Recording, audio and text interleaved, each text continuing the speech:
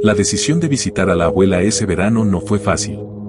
Habían pasado apenas 2 meses desde la muerte del abuelo, y la noticia de su partida había dejado un vacío en nuestra familia que todavía no sabíamos cómo llenar.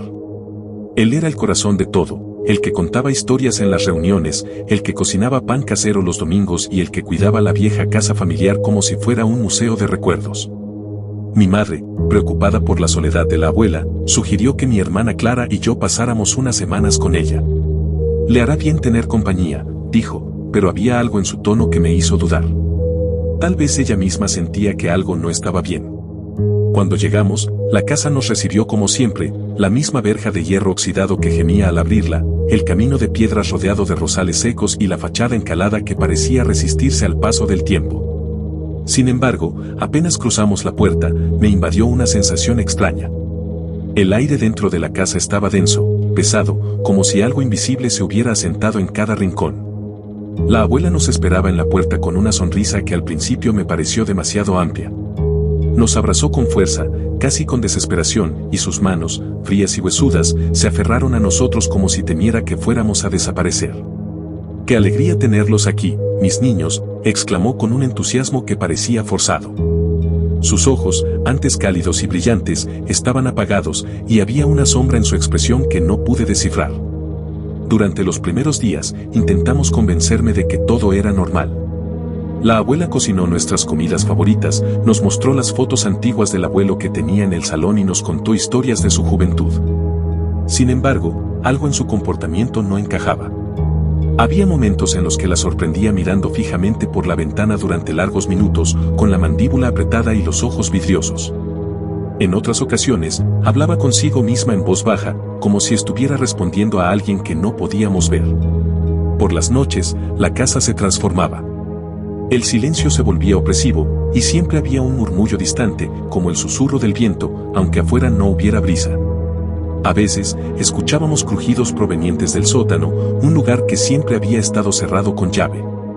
El abuelo solía advertirnos que no bajáramos allí porque estaba lleno de cosas viejas y peligrosas, y ninguno de los dos había cuestionado jamás su advertencia. La primera noche fue especialmente inquietante. Me desperté alrededor de las 3 de la madrugada, sobresaltado por un ruido extraño, como si algo pesado se arrastrara por el suelo. Al principio, pensé que era mi imaginación, pero cuando me incorporé, escuché pasos suaves, casi imperceptibles, que se movían por el pasillo. Abrí la puerta de mi habitación con cuidado y encontré a Clara en el pasillo, pálida y con los ojos abiertos como platos. «¿Lo escuchaste?», susurró. Asentí en silencio, y juntos seguimos el sonido hasta la puerta del sótano. Para nuestra sorpresa, estaba entreabierta, y una tenue luz parpadeante se filtraba desde abajo. Dudamos durante unos segundos antes de bajar. Lo que encontramos allí hizo que se me erizara la piel. El sótano, que siempre había estado abarrotado de cajas y muebles viejos, ahora parecía transformado. Había un círculo dibujado en el suelo con símbolos extraños que no reconocí. Velas negras rodeaban el círculo, y en el centro descansaba un objeto que me heló la sangre, el reloj de bolsillo del abuelo, el mismo que llevaba consigo todos los días y que habíamos asumido que se había perdido tras su muerte. Antes de que pudiéramos procesar lo que estábamos viendo, escuchamos un crujido detrás de nosotros. Nos giramos al mismo tiempo y vimos a la abuela en lo alto de las escaleras. Su silueta estaba inmóvil, pero su rostro no parecía el suyo. Sus ojos brillaban con un destello oscuro, y una sonrisa tensa deformaba su expresión. «¿Qué están haciendo aquí?», preguntó, pero su voz no era la misma. Había algo afilado en su tono, algo que me hizo retroceder instintivamente. Subimos las escaleras de un salto, cerramos la puerta del sótano detrás de nosotros y nos encerramos en mi habitación. Clara estaba temblando, y yo no podía dejar de pensar en los símbolos que habíamos visto. Algo estaba terriblemente mal en esa casa, y ahora no tenía dudas de que nuestra abuela no era la misma persona que recordábamos. Los días siguientes solo empeoraron nuestra situación. La abuela seguía comportándose como si todo fuera normal durante el día, pero había un brillo extraño en sus ojos, como si estuviera ocultando algo. A menudo, la encontrábamos en habitaciones vacías, murmurando en un idioma que no reconocíamos. Una tarde, mientras Clara y yo explorábamos el ático en busca de algún objeto que pudiera darnos pistas sobre lo que estaba pasando, encontramos un diario viejo que parecía pertenecer a la abuela. Las páginas estaban llenas de garabatos y símbolos similares a los que habíamos visto en el sótano, junto con notas escritas apresuradamente. Una de las frases me llamó la atención: el amor nunca muere, pero el precio de traerlo de vuelta es alto. Esa noche, los ruidos en la casa se intensificaron. Escuchamos pasos arrastrándose por las paredes y susurros que parecían venir de todos lados. En un momento, Clara me despertó sobresaltada y me dijo que había visto a la abuela caminando por el pasillo con algo en la mano. Cuando nos asomamos, la vimos desaparecer en el sótano. Decidimos esperar hasta que se hiciera de día para investigar de nuevo. El amanecer trajo algo de alivio, pero también la sensación de que no podíamos confiar en nadie, ni siquiera en nuestra propia abuela. El día después de descubrir a la abuela en el sótano fue un tormento. Clara y yo tratamos de actuar con normalidad, pero ambos sabíamos que algo oscuro había echado raíces en aquella casa. La abuela, como si pudiera leer nuestras dudas, estuvo más amable que nunca esa mañana. Preparó tostadas con mantequilla, como las que hacía cuando éramos pequeños, y nos sirvió té con una sonrisa que parecía desgarradora en su dulzura. Me alegra tanto que estén aquí, dijo mientras nos miraba fijamente. Esta casa puede ser muy solitaria a veces. Su tono era afable, pero sus ojos parecían observar más allá de lo que era natural, como si escudriñaran algo dentro de nosotros. Clara no soportó su mirada y desvió la vista hacia la ventana. Yo, por el contrario, no podía apartar mis ojos de ella, intentando encontrar algún vestigio de la mujer que había conocido. Pero cada gesto suyo, cada palabra, estaba impregnada de algo que no entendía, algo que parecía desmoronarse lentamente en la fachada de abuela cariñosa que intentaba mantener. Ese día lo pasamos vagando por la casa, buscando respuestas. Revisamos los viejos álbumes de fotos, los cajones del abuelo y cualquier rincón que pudiera ofrecernos una pista. Finalmente, volvimos al diario que habíamos encontrado en el ático. Mientras Clara hojeaba las páginas, encontramos una entrada más reciente, escrita con una caligrafía que parecía temblorosa. Él vendrá de nuevo. Lo he preparado todo. La muerte no es el final, solo un puente. Me dijeron que tendría que pagar un precio, pero estoy dispuesta. No puedo vivir sin él. Esto no puede ser real, susurró Clara, pero su voz traicionó el terror que sentía. Yo tampoco quería creerlo, pero todo apuntaba a algo que desafiaba cualquier lógica. La abuela había intentado traer de vuelta al abuelo, y lo que fuera que había hecho, había salido terriblemente mal. Esa noche, cuando el silencio cayó sobre la casa, nos preparamos para lo inevitable. Los ruidos comenzaron más temprano que de costumbre, un golpeteo constante que parecía venir de las paredes mismas. El reloj del pasillo, el que había pertenecido al abuelo, marcó la medianoche con un sonido más fuerte de lo habitual, y entonces los susurros comenzaron. No eran como antes.